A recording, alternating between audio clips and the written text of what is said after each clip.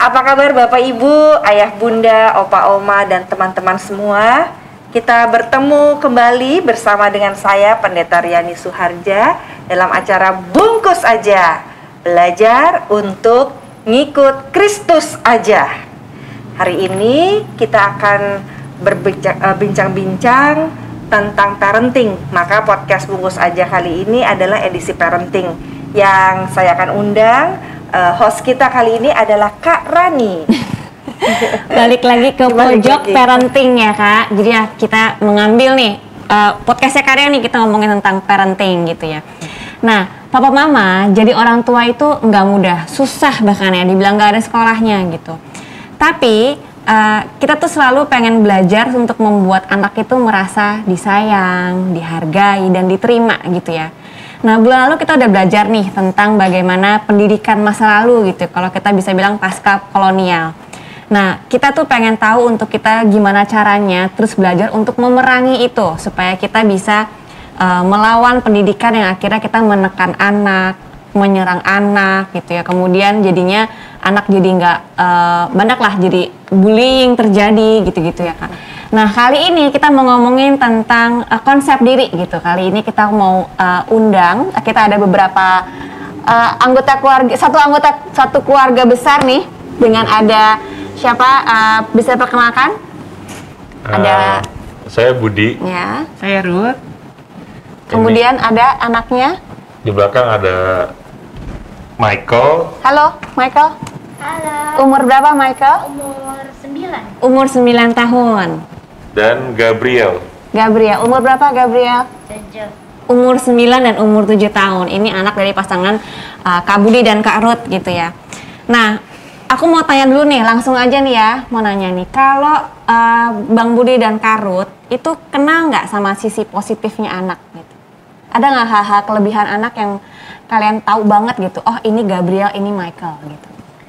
Ini aku mau nyambungin dari waktu itu kan kita pernah belajar yang tentang postkolonial gitu ya. Ya. Nah, sebelum aku tahu tentang postkolonial tuh aku merasa aku lebih sering melihat kelemahannya, justru kesalahannya, fokus ke situ. Jadi kalau ada yang salah, fokus di situnya lagi, marah, sebel gitu, dibenerin gitu salahnya. Tapi setelah belajar mengetahui ada postkolonial gitu kan, kayak lebih mencari sisi yang positifnya, sisi baiknya.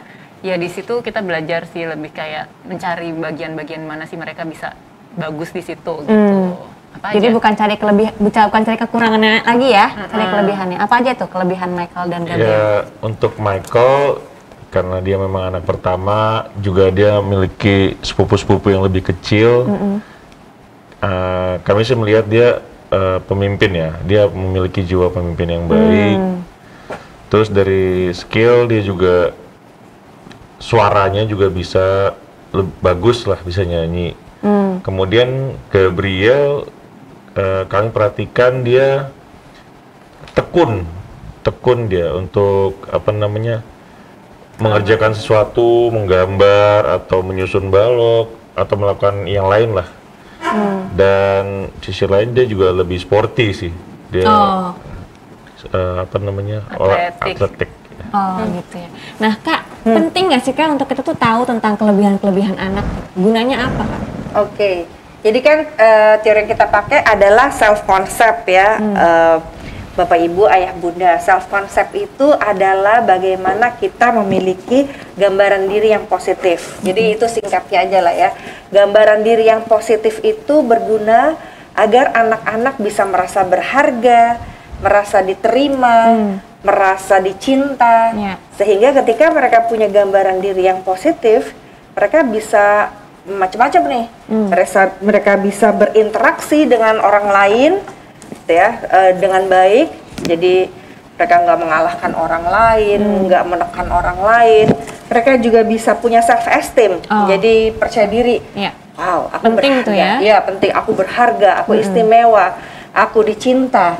Nah, setelah itu mereka juga bisa mengembangkan berbagai kecerdasan, misalnya kecerdasan emosi, gitu ya. Jadi bisa mengolah emosinya dengan baik karena tahu, oh ya, saya tuh bisa ini, saya nggak bisa itu.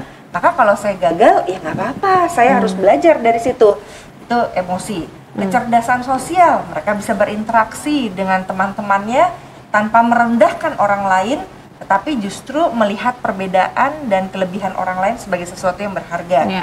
Lalu juga kecerdasan spiritual, ketika mereka tahu siapa diri mereka punya gambaran diri yang positif, mereka bisa ngobrol sama Tuhan. Kayak, Tuhan terima kasih, saya hari ini beri ini, Tuhan tolong dong, saya mau ujian, saya nggak bisa nih, gitu. Mereka tahu posisi mereka, sehingga akhirnya mereka ketika berbicara dengan orang lain atau berbicara dengan Tuhan, mereka mengenal diri mereka. Oke, jadi ada kecerdasan emosi, sosial, dan spiritual. Penting. Nah, kalau ngomongin soal self-esteem nih Kak, self-concept, gimana cara membangun supaya anak-anak tuh punya self-esteem gitu? Oke. Jadi ada 3 kaki nih menurut Jim Fay. 3 Jadi kaki. 3 kaki ya. Ya. 3 kaki untuk membangun self-concept adalah, ini pakai simbol-simbol aja. Anak-anak perlu merasa dia disayang dalam berbagai keadaan. Oke. Nah, salah satunya adalah mereka yang mereka tahu apa kelebihan-kelebihan mereka. Karena tadi kan seperti Kak Ruth bilang kan, sebelumnya salah lagi, jelek lagi, gagal lagi. Tapi Ya. waktu dia rasa, saya bisa mama, saya mencoba lagi, ini kelebihan saya, dia merasa disayang dan berharga. Ya. Jadi kaki self-concept adalah mereka tahu bahwa mereka disayang dan Bisa. berharga. Yang kedua, mereka bisa melakukan skill-skill pada usianya. Oh. Jadi kayak misalnya kalau anak bayi, dia bisa nyendokin dari makanan dari Piring. ke mulutnya Mulut. dia. Wow, gitu ya. Itu bikin mereka merasa percaya diri. Oke. Nah, kalau udah lebih SD, dia bisa mengambil keputusan-keputusan yang sederhana seperti mau pakai baju apa hari ini, mau makan apa kalau di restoran, lalu bilang minta sendok dong Mbak, misalnya di Oke. restoran. Itu tuh mereka punya skill untuk sosial, untuk ngomong gitu ya. Nah, yang ketiga adalah mereka bisa mengambil keputusan sendiri, keputusan yang di usianya mereka ya tentunya ya, bukan mau pacaran gitu kan ya, di usia mereka, di usia TK, SD, SMP, mereka bisa mengambil keputusan sendiri, lalu akhirnya mereka menanggung akibat dari keputusan itu. Misalnya, kalau mereka bilang, saya mau pakai baju ini mama, ternyata baju yang dia beli itu panas, ya tetap dia pakai. Nah, waktu dia bisa menanggung akibat dari pilihan mereka, mereka merasa bertanggung jawab. Oh. Nah, disitulah muncul self-esteem, di situ konsep mereka, oh ya saya bertanggung jawab nih. Oke. Nah, mau nanya nih langsung nih ke pengalaman pribadi gitu ya dari keluarga Bang Ruth dan Bang Budi dan Kak Ruth, kebelit deh tuh kan. Nah, kalau dari kakak-kakak ini ya, apa sih kepercayaan yang kakak-kakak kasih ke anak gitu, yang mereka ambil? Keputusan apa? Ya, sebagian keputusan itu misalnya melihat jadwal sekolah mereka dan ada kekosongan di abis after school-nya, kita kasih pilihan mau les apa sesuai dengan ya, kita yang kasih beberapa pilihan, nanti dia pick yang mana. Oh, mereka pilih sendiri? Mereka yang pilih sendiri. Oke. Ada lagi nggak? Eskul juga kan eskul sekolah tuh ada banyak, terus cuma boleh pilih 1 atau 2 gitu, dan ya udah aku bilang kalau kamu suka yang mana pilih yang mana, tapi nanti ikutin ya yang rajin gitu, jadi tanggung jawab sama pilihannya sendiri gitu. Jadi bukannya kita kamu ikut basket gitu, enggak ya? Enggak. Mereka pilih gitu ya. Tapi sambil ya pertamanya diarahkan juga sih, maksudnya diarahkannya tuh kayak ngasih tahu ini tuh begini-begini, ini tuh begitu-begitu, jadi mereka tahu konsekuensinya atau enaknya nggak enaknya juga tahu gitu. Iya.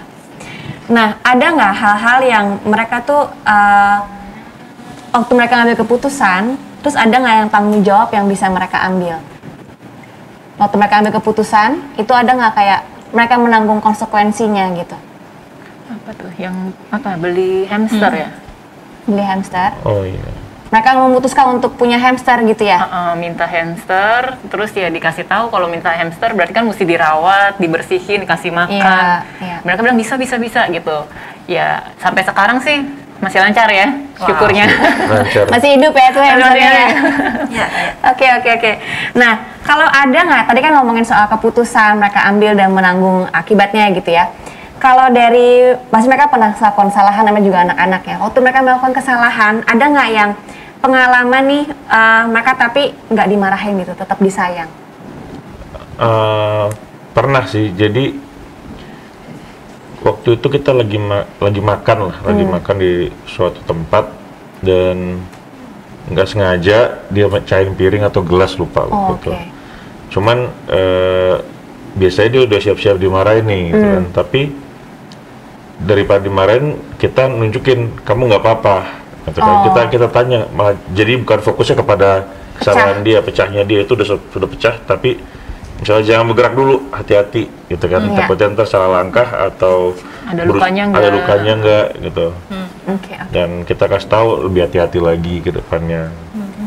Terus waktu kayak gitu mereka gimana, wajahnya itu gimana waktu pasti mereka takut ya, pasti namanya juga awalnya mereka takut gitu, tapi mukanya kaget gitu ya, pecah gitu. Terus setelah itu sih jadi lebih rileks ya jadinya ya, jadi gitu lebih tenang sih.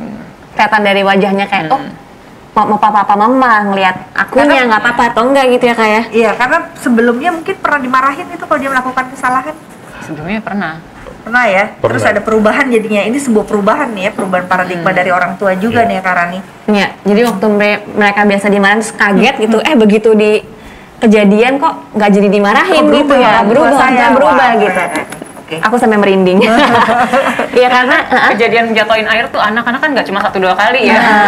Iya. Jadi ya dari sekian masa mau gitu terus sih responnya gitu kan ya. Belajar. Dan mungkin aku mau nambahin nih karena aku juga sampai hari ini suka tumpah airnya. Karena memang aku motorik halusnya tuh punya masalah. Jadi memang suami saya udah paling tahu deh gitu ya, ngambil air tumpah, ngambil sayur juga tumpah gitu. Jadi memang ada orang-orang tertentu yang motorik halusnya memang tidak sehalus mereka yang sudah terbiasa untuk punya skill itu. Jadi memang skillnya berbeda. Kalau aku malah dibandingkan suamiku bisa gotong-gotong lemari gitu. Jadi kemampuannya tuh berbeda gitu. Itu yang apresiasi banget Kak Budi dan Kak Ruth bisa menerima anak dengan kelemahan-kelemahannya juga. Iya. Walaupun kadang kita suami istri juga berbeda ya. Kadang istrinya marah, suaminya enggak gitu. Kejadian nggak kayak gitu tuh? Kayak ini sih kita juga belajar juga kalau satu marah, satu lagi marah, nah itu bisa jadi kacau. Takut anaknya gitu kan. Jadi kami sih mikirnya, bakal takut nih. Jadi kalau misalnya satu sudah marah, yang satu bukannya diem aja, tetapi juga sambil diingetin gitu. Jadi kita dari tadi udah dibilangin gitu kan, kali-kali hati-hati seperti itu. Tapi pada saat kalau dua-duanya marah, kami khawatir dia malah jadi takut sama orang tua. Jadi setelah itu satu diem, satu marah, atau dua-duanya nggak marah tapi punya tadi yang seperti tadi. Kalau yang di kejadian tumpah lainnya lagi. Ada banyak tumpah ya. Kalau misalkan aku pas lagi lagi marah, pengen marah gitu ya. Aku jadi, dan kebetulan pas kita berdua gitu, aku lebih pilih diem karena aku tahu respon dia pasti akan lebih ke berhati-hati lah, atau bantuin ini, atau tanya gimana keadaannya, bantuin beresin. Jadi aku lebih pilih diem dulu, stop gitu. Ya kalau kejadian marah-marah yang lain ya itu, kadang kalau yang satu emosi, satu diem aja dulu sambil bantu benerin kekacauan, tapi juga nggak malah nimpalin lagi gitu kan. Jadi dimarahinnya 2 kali, kasihan banget ya gitu kan. Nah, jadi artinya penting nih kalau ternyata parenting itu bukan soal tugasnya ibu atau tugasnya ayah gitu ya. Tapi justru dua-duanya ya kayak. Parenting itu tugasnya pasangan gitu ya. Terus tugas oma juga gitu ya, supaya tahu nih anakku nih mau seperti apa cara mengajar cucu gitu ya.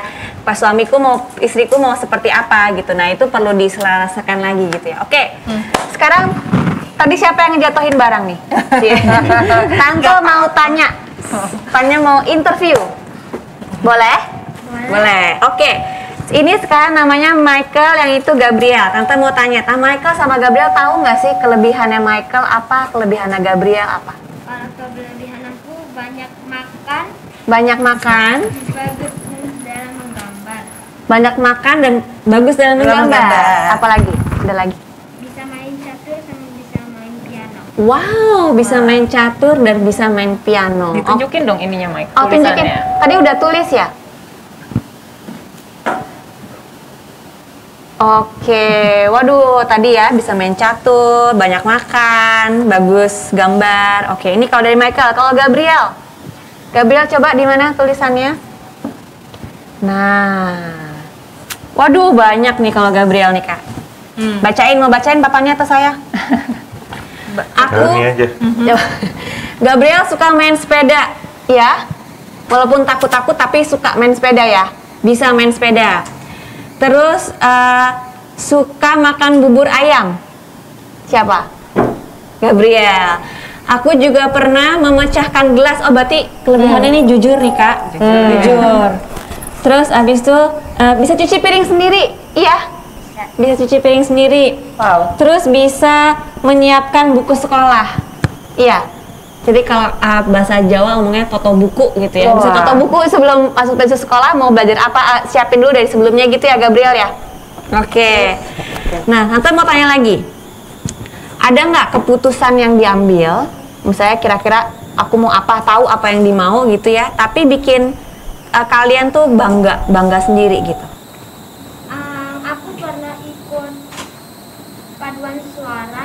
Oh paduan suara. Jadi tadi ekskul yang papa mama bilang itu pilihannya Michael sendiri ya, mau ikut paduan suara gitu. Apalagi? Sama ikut audisi. Ikut audisi apa?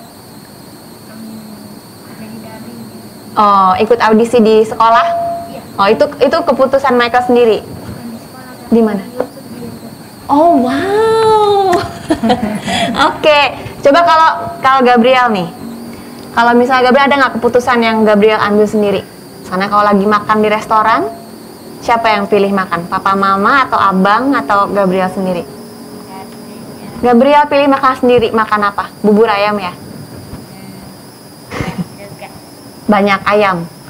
Gabriel, waktu pilih makan sendiri, terus makanannya datang sama orang yang kasih, rasanya apa? Seneng nggak? Seneng, bangga. Oh, makananku pilih sendiri, tapi aku boleh pilih makan sendiri sama papa mama gitu ya? Terus dihabisin waktu habis, seneng nggak? Seneng, bangga ya. Aku bisa habisin makanan yang aku pilih sendiri gitu ya? Iya. Oke. Nah, kalau Anska tanya satu lagi nih, ada nggak yang hal-hal yang kamu lakukan, tapi papa mama nggak ada? Bisa kasih makan hamster. Oh, hamster tadi itu bisa kasih makan sendiri ya? Dibuka kandangnya, tuang sendiri gitu bisa sendiri ya? Cuci piring. Siapin buku untuk Sekolah. Cuci piring. Kalau tadi Gabriel juga cuci piring sendiri ya? Kalau cuci piring papa mama nggak ada, cuci piring sendiri gitu bisa ya?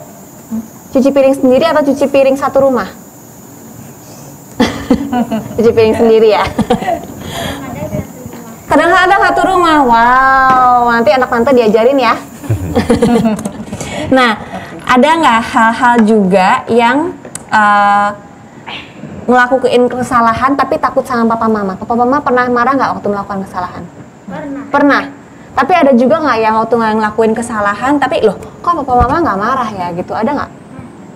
Apa contohnya? Waktu itu aku kan lagi main bola di kamar. Waktu itu mama gak bolehin aku untuk main bola di kamar. Main bola. Oke. Waktu itu kena lampu mejanya jatuh. Terus mama?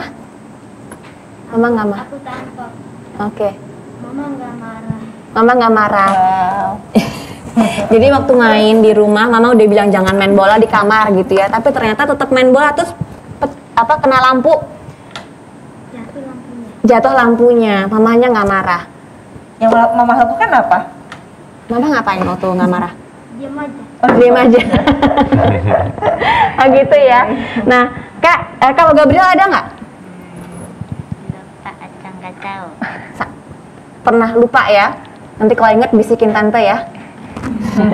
Nah Kak, kayak gini-gini nih mereka tuh tahu kan tentang kelebihannya gitu ya. Terus mereka tahu tuh, mereka sadar merasa diapresiasi sama ayah, sama mama, papa mamanya gitu ya. Terus mereka juga punya tahu tanggung jawab dan keputusan mereka gitu. Itu good banget ya Kak ya? Kayak bisa gitu ya. Itu langkah awal orang tua untuk membuat anak-anaknya bisa memahami dirinya, gambaran yang positif, dan akhirnya itu bisa membuka pintu untuk berbagai kecerdasan. Iya. Bukan cuma sekarang, untuk mereka ke depannya juga ya kayak. Gitu ya. Sampai mereka dewasa mereka akan belajar itu dan akan ingat nih papa mamanya ngajarin apa dan perasaan mereka alami gitu ya. Kalau gitu kembali nih ke orang tua, kembali ke papa mama, ke ayah bunda yang nonton podcast ini. Kita mau ngajarin anak yang seperti apa gitu ya. Mau kita teruskan atau enggak untuk punya self concept seperti ini, karena buat apa? Untuk membangun self concept anak itu akan membentuk kecerdasan dan membentuk apa self confidence pada anak gitu ya Kak ya. Jadi kita serahkan nih ke Papa Mama, mau membangun anak yang punya percaya diri gitu, atau kita tetap mau terus mereka melakukan apa yang kita mau gitu ya. Jadi kita kembalikan ke Papa Mama supaya kita mau coba nih untuk membangun rumah tangga, keluarga yang lebih bahagia, karena orang tua bijak, anak bahagia. Gitu terima kasih Bang Budi, Karut, Gabriel dan Michael, terima kasih. Jadi Karyani juga, terima kasih udah boleh dipinjemin nih pojok parenting ya Kak. Jadi kalau gitu kita nanti ketemu lagi bulan depan dengan topik yang lebih seru lagi gitu ya Kak ya, untuk kita bisa belajar untuk sama-sama jadi orang tua bijak, anak bahagia. Terima kasih. Kalau gitu kita sampai bertemu di Bungkus Aja. Belajar untuk ikut Kristus aja. Bye-bye.